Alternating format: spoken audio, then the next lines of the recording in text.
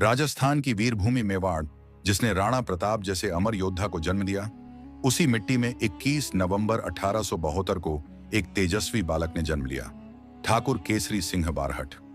उनके पिता ठाकुर कृष्ण सिंह बारहट भी एक प्रतिष्ठित स्वतंत्रता प्रेमी और कवि थे। उनकी माता का नाम बंशी देवी था, जिन्होंने अपने पुत्र में देशभक्ति का बीज बचपन से ही बो दिया था। केसरी सिंह का बचपन धार्मिक, सांस्कृतिक और परंपरागत माहौल में बीता। वे बचपन से ही तेज, निडर और न्यायप्रिय थे। खेलों में उनका झुकाव घुड़सवारी, तलवारबाजी और धनुष बाण की ओर था, जो आगे चलकर एक क्रांतिकारी बनने की नींव बनेंगे। केसरी सिंह ने प्रारंभिक शिक्षा उदयपुर और अजमेर में प्राप्त की। वे संस्कृत, हिंदी और अंग्रेजी में पारंगत थे। शिक्षा के दौरान ही उन्होंने भारतीय इतिहास, विशेषकर 1857 की क्रांति, रानी लक्ष्मीबाई, मंगल पांडे और तात्या टोपे जैसे वीरों की कथाएं पढ़ी और उनका मन देश की स्वतंत्रता के लिए समर्पित होता गया।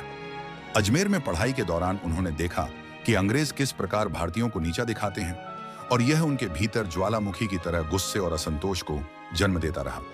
उनके विचारों को और धार मिली जब उन्होंने स्वामी दयानंद सरस्वती, बाल गंगाधर तिलक और महर्षि अरविंद के लेख पढ़े। 1990 के दशक में जब ब्रिटिश साम्राज्य अपने पूरे बल के साथ भारत को अपने शिकंजे में कस रहा था, केसरी सिंह ने यह तय कर लिया कि अब केवल भाषण और लेखों से कुछ नहीं होगा।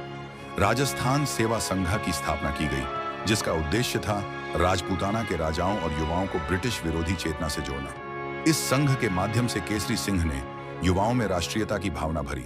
उन्होंने पर्चे बांटे, गुप्त बैठकों का आयोजन किया और युवाओं को हथियार चलाने का प्रशिक्षण देने की शुरुआत की। उनके छोटे भाई जोरावर सिंह बारहट, जो खुद एक उत्कृष्ट कवि और विद्वान थे, इस आंदोलन में उनके सबसे करीबी सहयोगी बने। जोरावर सिंह ने चरखा चलाना नहीं, तलवार चलाना सीखो जैसे प्रेरणादायक दोहों के माध्यम से युवाओं में क्रांति की ज्वाला जगाई। दोनों भाइयों ने मिलकर पूरे राजस्थान और आसपास के क्षेत्रों में गुप्त बैठकों और हथियार प्रशिक्षण के जरिए स्वतंत्रता आंदोलन की चिंगारी को अग्नि में बदलने का कार्य किया। 1909 में बनारस में जब महात्मा गांधी भारत लौटे और उनके विचार सामने आए, अहिंसा, सत्याग्रह, आत्मशुद्धि, तो केसरी सिंह उनसे मिले। परंतु केसरी सिंह का मत अलग था। वे मानते थे कि जब तक क्रांति हथियारों से नहीं होगी, तब तक स्वतंत्रता नहीं मिलेगी। हालांकि उन्होंने गांधी जी के विचारों का सम्मान किया, लेकिन वे अपने मार्ग पर अडिग रहे। सशस्त्र संघर्ष। 1911 में लॉर्ड हार्डिंग, जो कि भारत के वायसराय थे, दिल्ली दरबार में भाग लेने आने वाले थे। यह एक सुनहरा मौका था ब्रिटिश शासन को झटका देने का। केसरी सिंह ने यह योजना बनाई कि लॉर्ड हार्डिंग पर हमला किया जाए और ब्रिटिश सत्ता को यह संदेश दिया जाए कि भारत अब चुप नहीं रहेगा। यही वह मोड़ था जहां उन्होंने विजय सिंह पथिक से संपर्क साधा, एक और महान क्रांतिकारी जिनकी योजना और विचार केसरी सिंह से मेल खाते थे। 1911 के मध्य में एक गुप्त बैठक आयोजित हुई, जिसमें केसरी सिंह और विजय सिंह पथिक आमने सामने आए। एक ने राजपूताना की मिट्टी में वीरता की सौगंध खाई थी और दूसरे ने उत्तर भारत में किसानों, मजदूरों और आम जनता में चेतना जगाई थी। दोनों की यह मुलाकात भारत के स्वतंत्रता संग्राम के इतिहास में निर्णायक सिद्ध हुई। विजय सिंह पथिक, जिनका असली नाम भूप सिंह था, पहले से ही ब्रिटिश सरकार की नजर में थे। उन्होंने बीकानेर और मथुरा क्षेत्र में किसानों के अधिकारों के लिए संघर्ष किया था।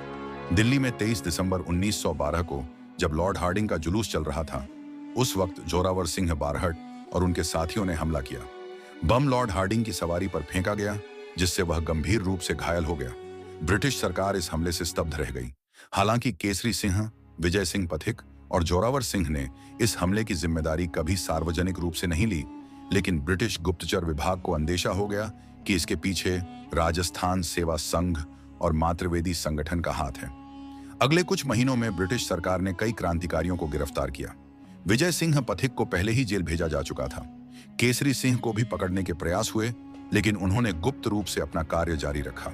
वे भूमिगत होकर नए सिरे से युवाओं को संगठित करते रहे।